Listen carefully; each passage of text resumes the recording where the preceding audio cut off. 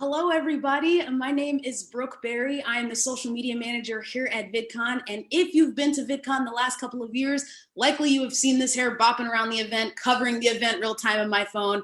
But I'm very excited to be here today chatting with Adam Waheed for Let's Bring Out the Man of the Hour. Adam, hello. Hey, how you doing? Thank you for having me. I definitely seen that hair around VidCon. I've definitely come up to you and, asked you for a video, so I appreciate you. Yeah, of course. Appreciate you. Yes. Well, listen, do you want to introduce yourself for the folks at home? Yeah, so I am Adam W., also known as Adam Waheed, mainly Adam W. though. And yeah, I create comedy videos across social media. Sweet. Well, listen. Is that a short intro? Is that too short? That's all I got.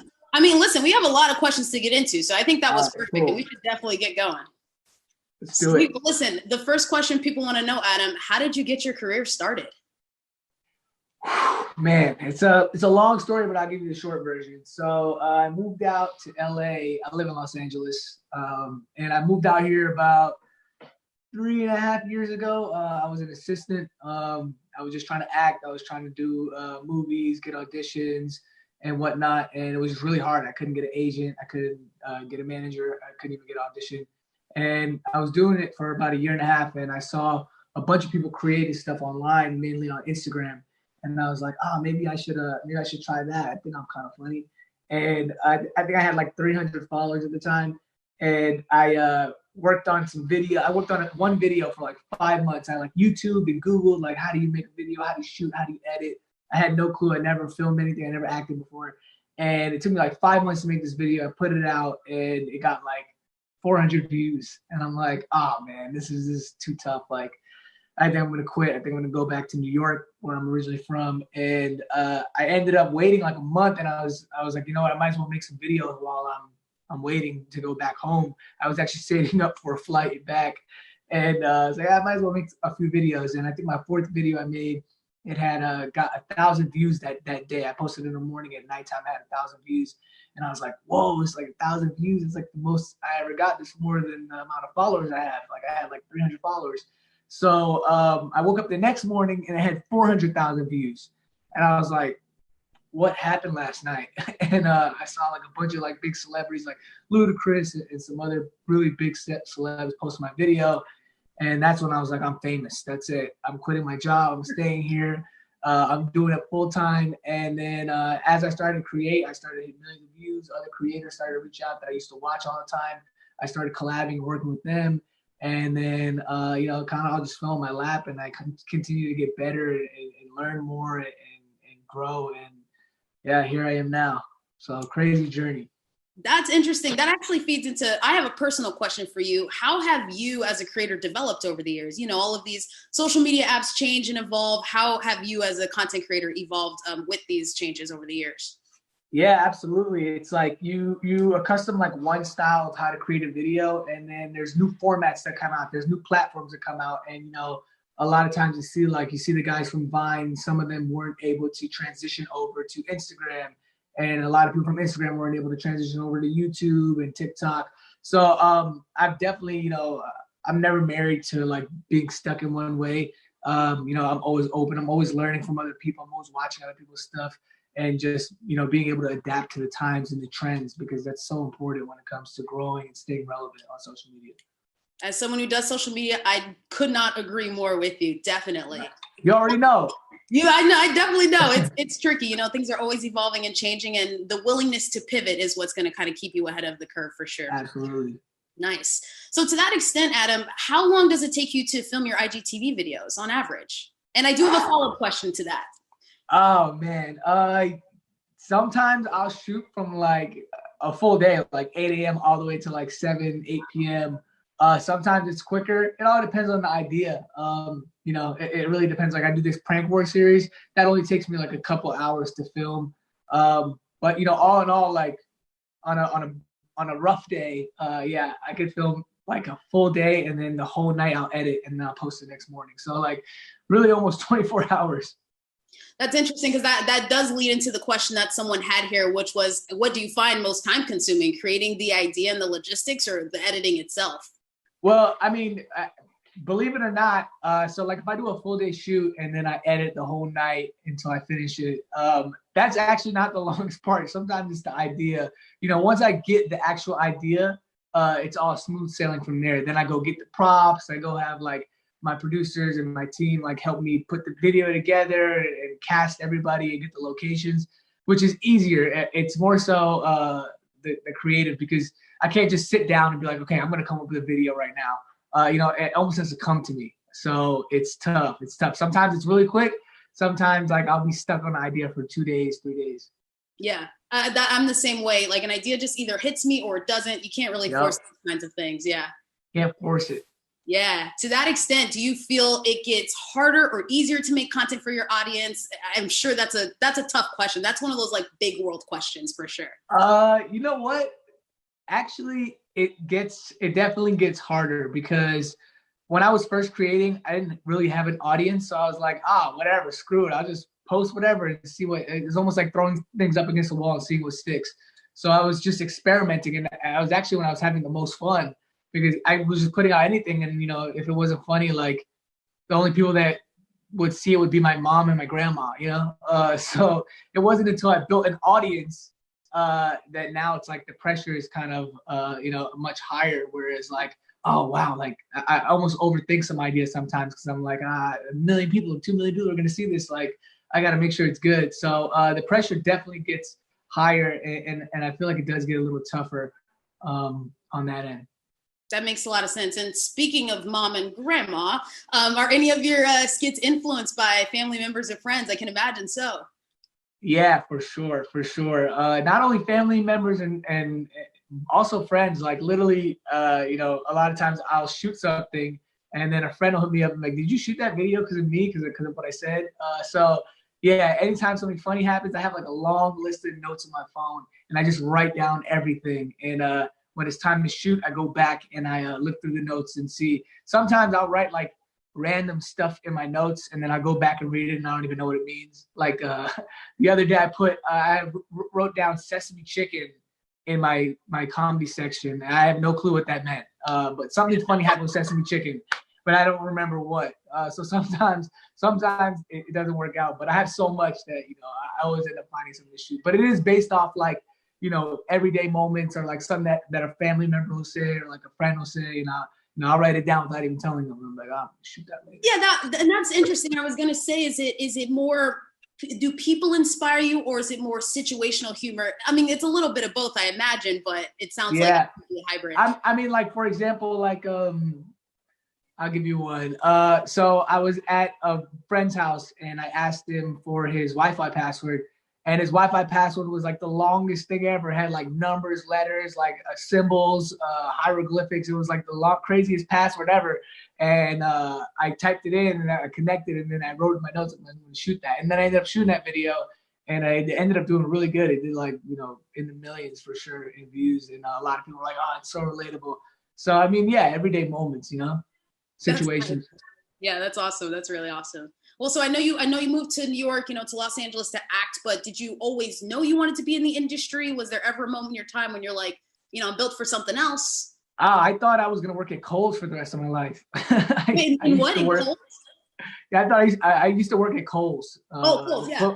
The clothing store. Yeah.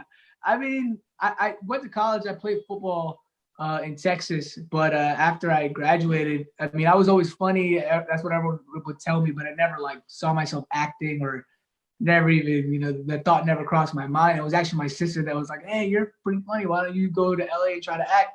And I'm a really do it now type of guy. So I was like, all right, cool. And I just moved. And, you know, a week later I was in LA trying to do it.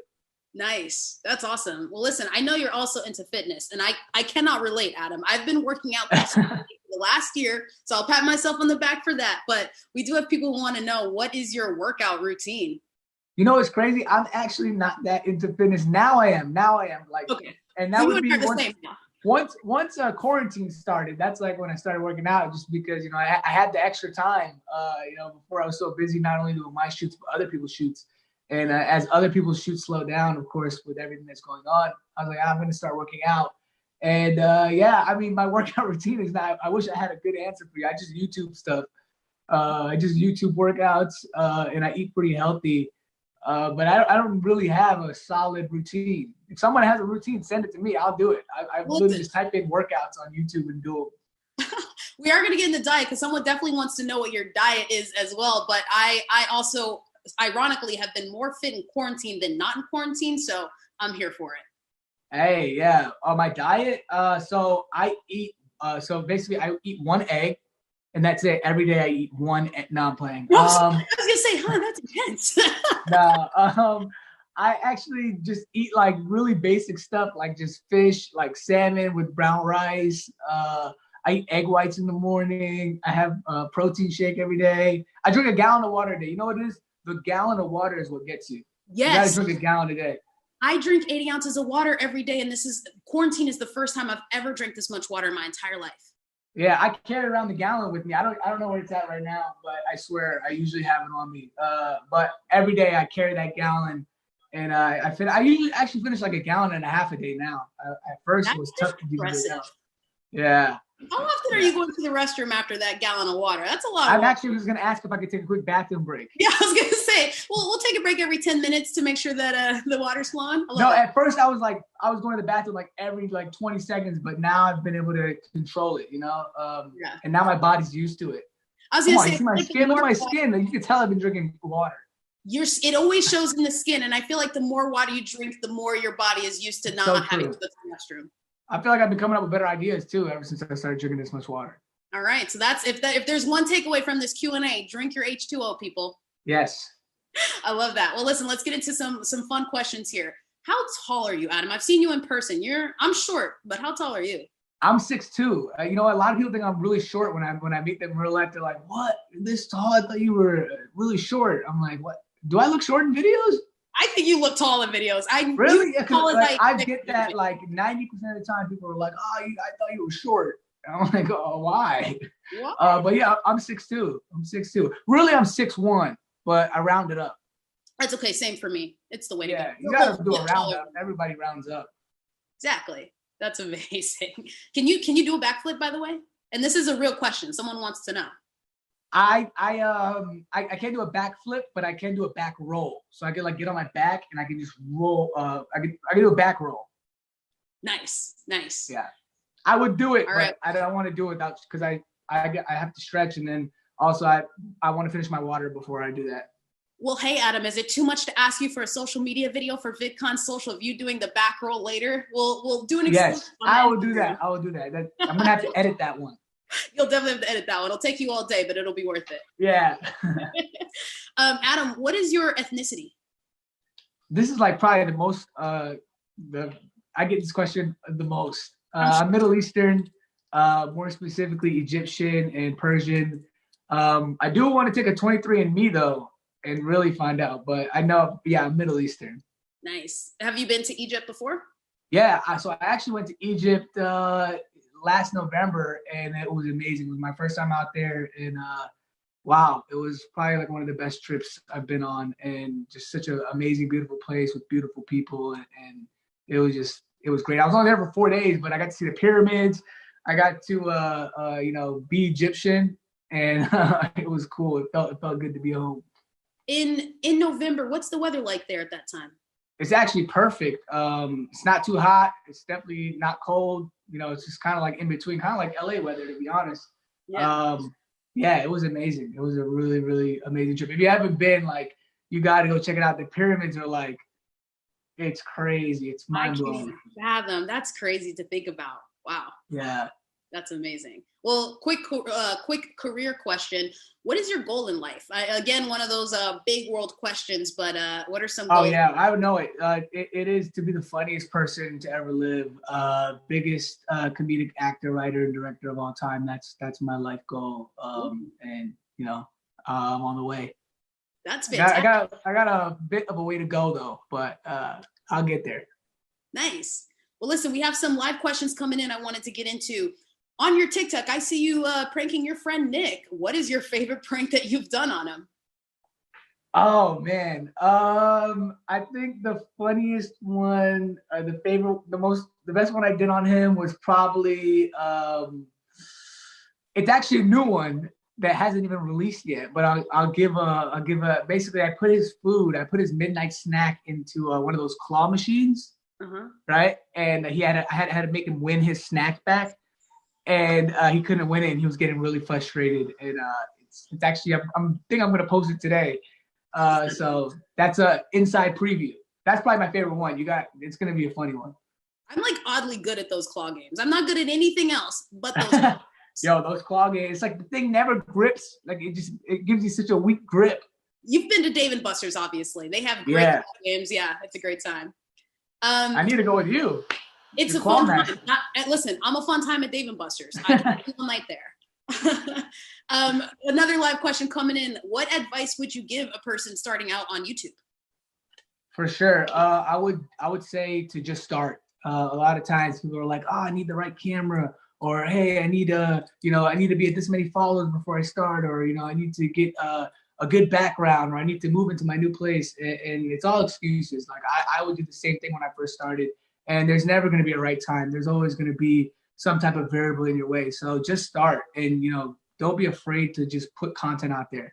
I would post tons of stuff that was not funny, and people only remember the funny stuff. So it's very experimental, and it's just starting.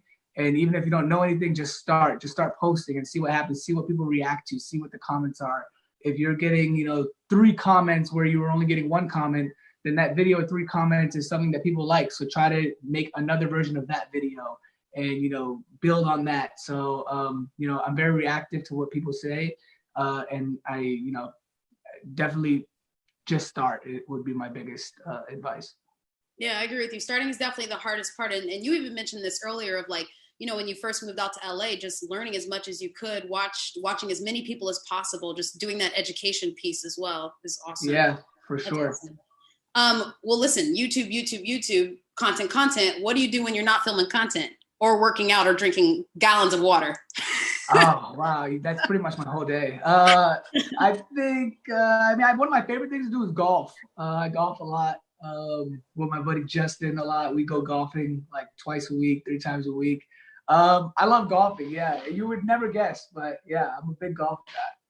That's awesome. And I know you have children. How many kids do you have? Oh, wait. No, so this is crazy. Everyone thinks those are my kids. They're actually not my kids, my nephew and niece. But it's tough because I don't always write my nephew and niece on it. Right. But people are always like, oh, I love your son. I love your daughter. I'm like, that's why on every post I try to like go out of my way to write my nephew and niece. But sometimes I get lazy down and write it. It's weird because they look just like me. So they're adorable. And I'm glad we're addressing this now. This is a great question then. Yeah, those are not my kids. I don't have kids. But hopefully soon. Soon I'm trying. But no, I love them though. My nephew and niece, they're hilarious. People on my page love them the most. I'm sure they love Dave & Buster's as well, specifically. Oh yeah, hey, all 4 of us. Let's go. I was gonna say, I think we got the crew right there. Some more fun questions. Who is your favorite player in the NBA? My favorite player in the NBA, Kenneth Fareed. That's because I'm good friends with him. Right. Aside from him, LeBron James. Good choice, solid choice, of course. I'm not friends with him, but not yet, Adam. Not yet. Obviously. If you joined the Avengers movie, would you be a superhero or a villain? I love this question. Oh wow. I think I'd be a villain. I would like. Yeah, I'm like a Thanos. I have Thanos vibes. I think I'd be a villain. No, you know what? No, I think I'd be a superhero. I would be super. Actually, you know what? If they just gave me anything even if I was just an extra walking by the back, I would do it. Really, just sign me up. However I can get on the film. That's amazing. That's great. Another fun question here. All-time favorite game. We're just getting through the favorites real quick. All-time favorite game. All-time favorite game? Like, is this a sport? Is this can it be like Uno? Like, what are we talking about? Adam, I will leave that to you. If we're talking sports, if we're talking Uno video game, that is completely on you, my friend. Okay, Connect 4. I'm unbeatable. I've never lost before. There's people out there like King Batch and other people who claim that they beat me. They haven't. I am the Connect 4 champion. It's my favorite game, and I'm probably the best to ever play the game. Adam, I don't mean to burst your bubbles, but when we play Connect 4 at Dave & Buster's, you're going down because they have a no. It's so sad because you really believe that you'll beat me. But I mean, it's cool. It happens all the okay. time. Just go ahead and believe that, Adam. It's fine. It's fine. If you had to say one word for the rest of your life, what would it be? I guess, or a catchphrase even. Oh wow. That's this one. What a wild question. I would be yes. Yes. Yeah. Yes. If Nice. anybody asked me anything, I'd say yes. I like it. Yes is always right. Or if you don't mind. I love it. I love it. We have a question here from a parent. As a parent, how do I support building how do I support my budding creator, especially balancing homework? Yeah, I mean, it's tough because creating is for sure a full-time job, but setting aside like 2-3 hours a day and letting them work on the craft of creating, recording themselves, getting comfortable on camera, learning how to edit. You don't want it to consume even whether you have school or not. You don't want creating to just consume your entire life in every second of every day. So I think balance is super important, and just setting those guidelines and those rules of having a time for creating and also just having a time of just being a kid and just learning and of being normal. Yeah, that's great. I want to shift gears a little bit, Adam. So I know that you opened up a school. I would love to hear more about that. Yeah, so children's education is something that I've been super passionate about. Even before I started creating, I would always volunteer.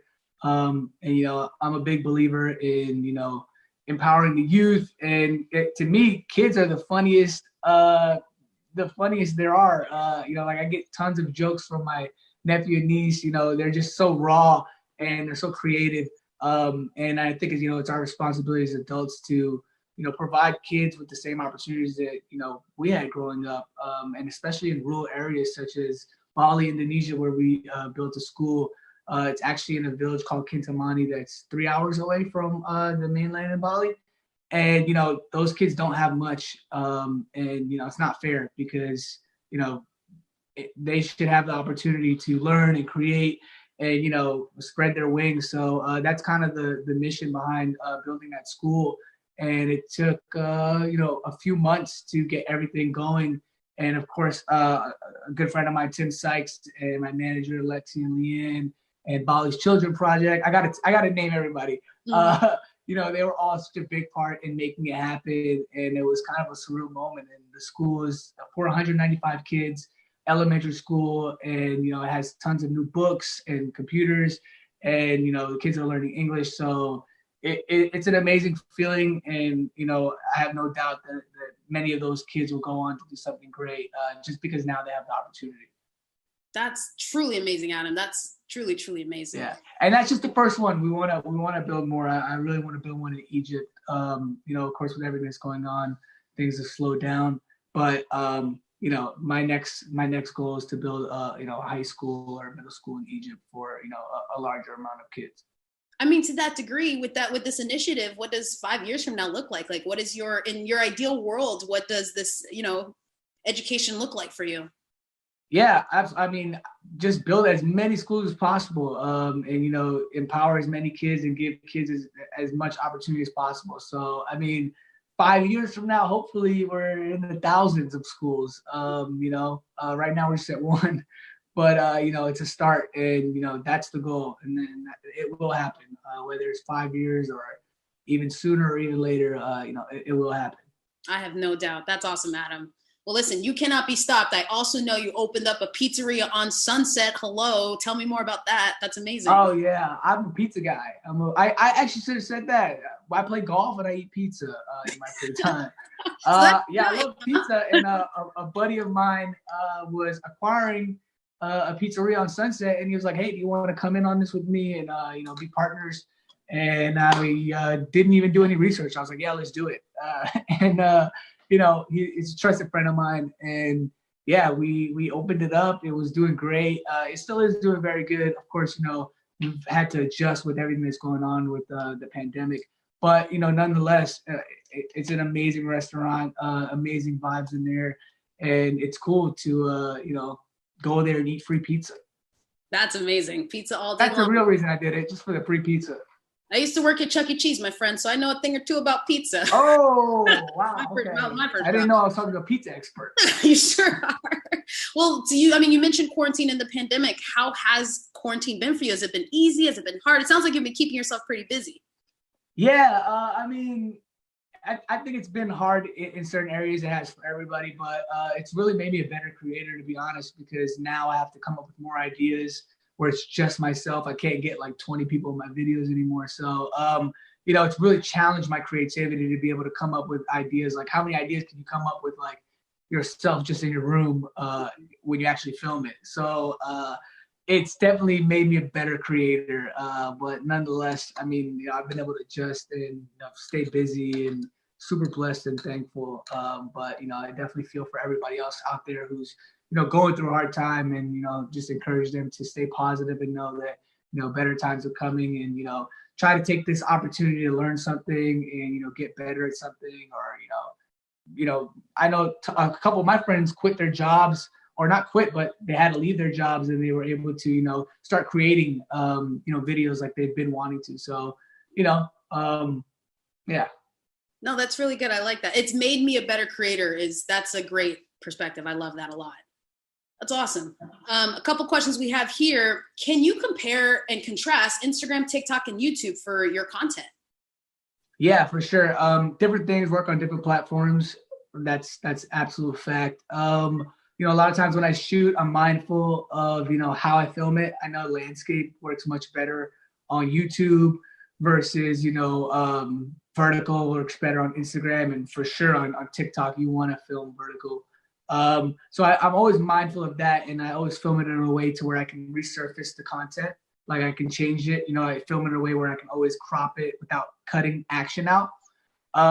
So I'm definitely mindful of that. And then even just the ideas in general, like, certain things work better on TikTok than they would on Instagram and YouTube. So, it's not so much a black and white answer, but it's just something you kind of feel out. And, I'm definitely mindful of when I create. Like, I'm like, oh, that's a TikTok idea, or, oh, that's an Instagram idea. So I definitely, create for certain platforms. That's great.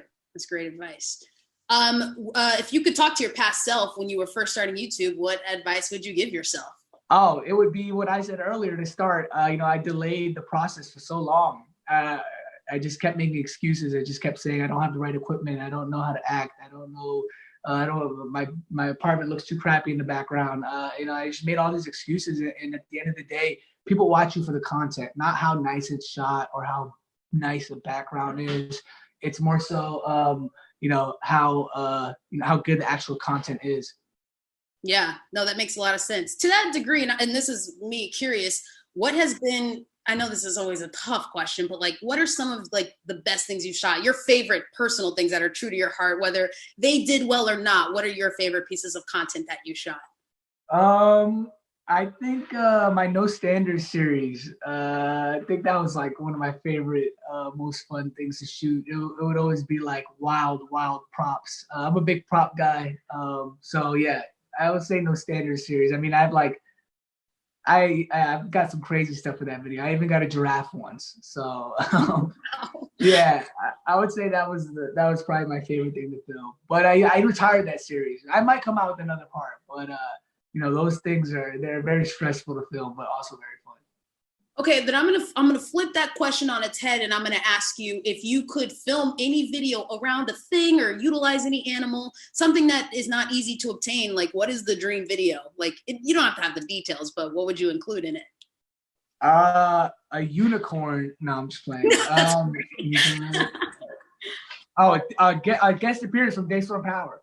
Oh, what up? Storm? Hey. How's it going? Hey, it's good. How you? I'm sure I've come up to you and asked you for a video at VidCon one way or another. I run social media for VidCon, and I was telling Adam I've come up to him for a video at some point. Oh, dope. Okay. Yeah, you know this guy for sure. He's helped me a lot too. We'll get it popping. Yeah. All right, good to meet you. Later. Yeah, I think one time actually for a video I wanted to ride a dolphin, but I don't even think that's possible.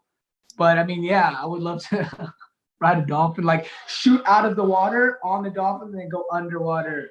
That would probably be my dream. That would be cool. That's definitely going to require a GoPro or something. Yeah, I don't even.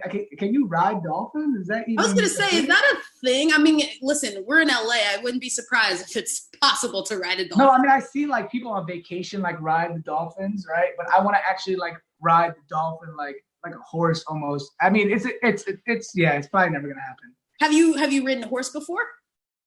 Yes, but I've never even seen a dolphin in real life. So nice. I have super far away, not up close. Oh wow.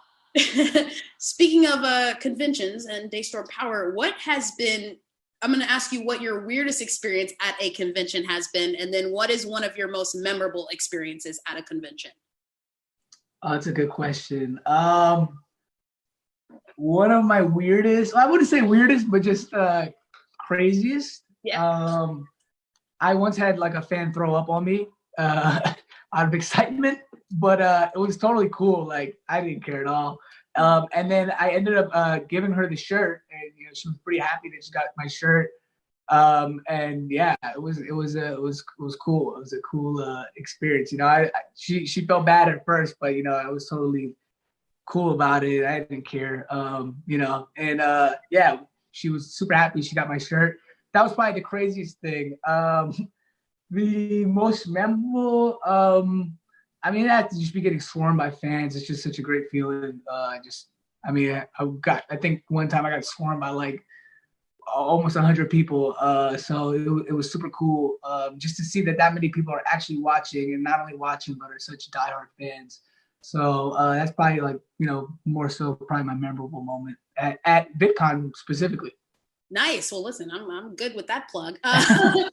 Do you remember your first fan? Because I remember being with clients, and I'll never forget when some of them have met their first fan. Like, do you vaguely remember the first few people you've met? I do. I was like in the stage when I first started, where people were like, wait a second. You look like someone, I know you from somewhere. So I was like, I know you from somewhere guy for a while. And yeah, I think the first time they were like, it's weird. People come up to you like, are you famous? And like, what am I supposed to say? Yeah, I'm famous. Right. Yeah, it's like kind of awkward. So I think my first like fan encounter was kind of like this like 5 minute just awkward back and forth, and I was like, yeah, it's me. So yeah, I kind of remember it's kind of awkward. And then I was at a stage where I was like, if I saw somebody lock eyes with me and they knew, I would go up to them like, you want a picture? Oh, I love that. That's great. In case they were nervous or anything like that. Yeah. And then, now it's just awesome to just be recognized by people. And I don't go out as much anymore. I don't think anybody does, but it's still cool. Yeah, well, it's funny because someone did ask, how often do you get recognized in public, and does that impact your ability to make content? Yeah, it definitely, I mean, every time I go out, of course, I get stopped by, people, like whether it's Target or whatever. And it does actually, I used to go buy like a bunch of stuff. So I buy a lot of props for my videos. And I used to go buy props from Home Depot. And now I can't even do it anymore because like the people who work there recognize me, or someone will recognize me. They know that I'm just buying it and returning it. Because I buy stuff and return it all the time. I just keep the receipt.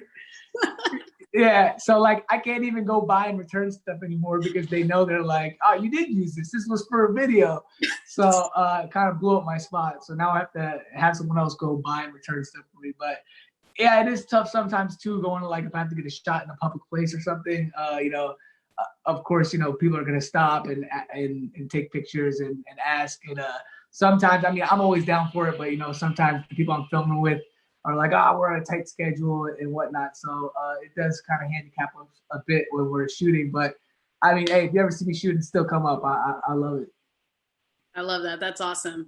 Well, so shifting gears a little bit into a more serious tone, how has it been for you, as a person of color in the digital space, sort of in Los Angeles? How has that experience been for you, both professionally and personally, and just, anything you want to speak to of that nature?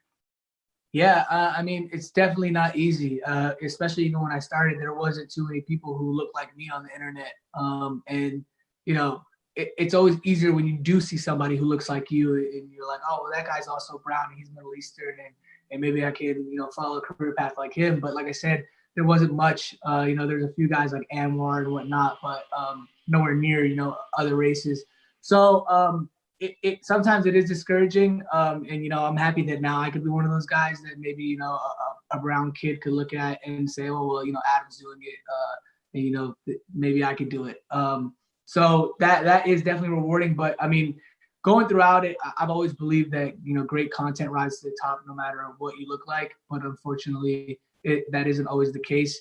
So it's just important to, you know, be mindful of that and, you know, I stay positive. And, you know, I like to collab with people from all ethnicities and races. And, you know, that way you build a page where, you know, people are, you know, accustomed to seeing that kind of stuff and almost normalizing, you know, that any race can shoot with any race. Like I could go shoot, if you see my videos, I have people play my girlfriends all the time. And, you know, they're all over the spectrum from white, black, brown, Asian, and, you know, normalizing that. It's not weird to see an interracial couple. It's not. And normalizing that. And especially even when, you know, not putting yourself in a box. Like if I'm a brown creator, I don't have to play certain roles that you might think a brown guy would play. I could play whatever roles that I write. And, you know, that could be whatever it is, and normalizing that. So I think that's really important to do that. And I think social media has helped that so much, like Hollywood and everything being able to normalize any race playing any role. No, absolutely. That makes a lot of sense. Well, listen, we're coming up on time here. I do have one more question I want to ask you, Adam. Are there certain things that you put more emphasis on as a creator now that maybe you didn't, and vice versa? Like maybe you needed to get 3 videos up in one day and maybe that's not as important anymore. Are there any kind of things like that you can share with us? Yeah, I used to like really hone in on one video, and I was like, I was a big believer in, I'm not gonna put out a bunch of videos. I'm gonna pick one video. I'm gonna make it the best video. I'm gonna edit it, make it amazing, and then I'm gonna move on to the next. And I still do that, but you know, the way social media works is content is king, and you want to not only put out a lot of content, but you want to put high quality out. So I was more so of a quality over quantity guy. Now I'm a quality and quantity guy. I love it. I'm very much the same way too. So that's great. That's fantastic. Yeah. Well, this is great, Adam. Anything you want to leave our audience with before we wrap up here? Yeah, I'm posting a new video at 7 p.m. on TikTok. And aside from that, I hope everybody stays safe out there. You know, continue to wear your mask, continue to wash your hands, and continue to stay positive. Thank you. Thank you so much. This has been fantastic. We're going to go ahead and say goodbye to our guest, Adam. Thank you so much for joining us today, Adam. Thank you for having me. I'll see you at Dave & Buster's when it opens back up. You will. I'm going to take you out. All right. Sounds good. Bye. All right. Peace out. All right, everybody. Thank you so much for joining us today. Be sure to stay connected on the official VidCon Discord server. You guys can find the links below, and be sure to, you know, register for VidCon now. We have a lot of great sessions coming up, so be sure to go to our website and see the latest. Thanks so much for joining us again, guys.